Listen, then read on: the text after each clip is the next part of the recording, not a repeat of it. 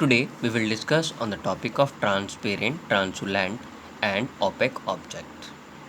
Now in this topic we can discuss in brief transparent, translucent and opaque objects. ये होता क्या है? When light falls on an object, जब कोई light किसी object पे fall करता है, the following three things are happen. तब ये तीन मुख्य चीज़ होती हैं, तो हम जानेंगे होता क्या क्या क्या है ये object which allow most of the light, यानी जिस ऑब्जेक्ट पर ज़्यादा लाइट क्या पड़ता है on them to pass through are called transparent object, उसको हम ट्रांसपेरेंट ऑब्जेक्ट बोलते हैं। जैसे कि आपके एग्जांपल में water, air, glass are transparent.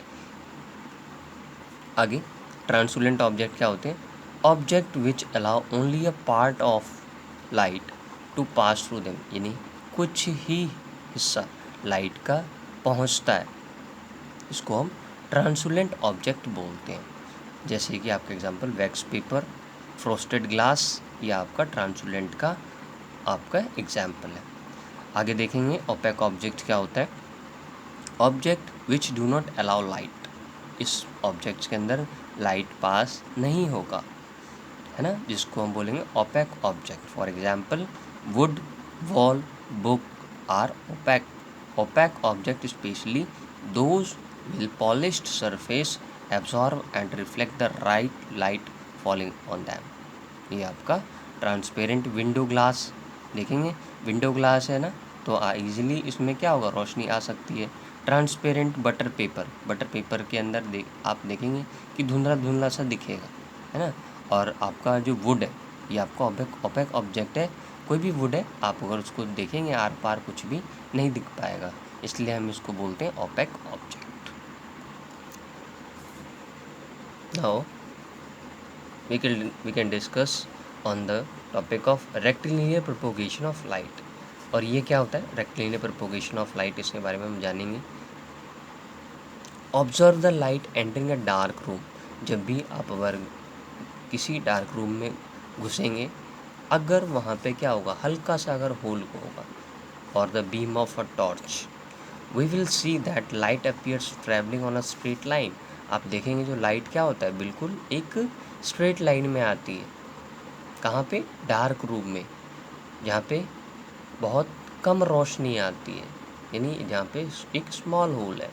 This property of light to travel in a straight line, और जो स्ट्रेट लाइन में लाइट क्या करती है, ट्रैवल करती है किसी डार्क रूम में, उसको हम रेक्टिलिनियर प्रोपोगेशन ऑफ लाइट बोलते हैं। और इसका इफेक्ट क्या क्या होता है? Effect of rectilinear propagation of light, the rectilinear propagation of light is helpful in formation of shadow. और ये किस चीज़ में हेल्प करता है? Formation of shadow, formation of eclipse, formation of image, है ना। और ये आप जो पढ़ेंगे फॉर्मेशन ऑफ इमेज, ये आपका आएगा पिन होल कैमरा के अंदर। नाउ इन नेक्स्ट टॉपिक रे एंड बीम ऑफ लाइट। ये क्या होता है रे और beam of light? A very narrow path of light represented by a straight line. आपने अभी पढ़ा कि जो लाइट है स्ट्रेट पाथ में क्या हो रहा है, एंटर कर रहा है with arrow head showing the direction of propagation of light is a रे, इज रे ऑफ लाइट, यानी एक डायरेक्शन के अंदर रे जो है ट्रांसफ़र हो रहा है। द बंडल ऑफ रेज, जब एक साथ बहुत सारे रेज ट्रेवल करते हैं, उसको हम बीम ऑफ लाइट बोलते हैं। They are mainly three types of beam. जो बीम है थ्री टाइप्स के होते हैं। सबसे पहला आपका पैरेलल बीम, तो हम देखेंगे वो ये क्या होता है parallel beam. The collection of rays, जब बहुत सारे रेज किरणें जिसको हम बोलेंगे travelling parallel to each other, जब ये सारे रेज एक साथ क्या करेंगी, होंगी, है ना, तो इसको हम क्या बोलेंगे, parallel of beam of light. The distance between the रे रिमेन द सेम। जैसे ये देखें, ये जो किरणें जा रही हैं सबकी क्या है, बराबर हैं, इसको हम पैरेलल बीम बोलते हैं। और आपका सेकंड है कॉन्वर्जेंट बीम, व्हेन द रे इन a beam come toward each other. आप देखेंगे कि एक पॉइंट पे क्या है, यहाँ से बार बार यहाँ से रे आ रही है ना, इसको हम क्या बोलते हैं, इसको बोलते हैं हम कॉन्वर्जेंट बीम। व्हेन द रे इन a beam come toward each other and the distance between the ray goes on decreasing। क्या हो रहा है, यहाँ से आने के बाद क्या हो रहा है, जो एरिया है इसका डिक्रीज होता चला जा रहा है till at the rays converge और meet at a point, और एक पॉइंट पे आके क्या कर रहा है, ये मिल रहा है ना। तो इसको हम क्या बोल रहे हैं, कन्वर्जेंट बीम। और उसके बाद है डाइवर्ज्ड बीम। इसमें क्या होगा, in a diverge beam the ray spread out और diverge from a point and distance between the ray goes on increasing.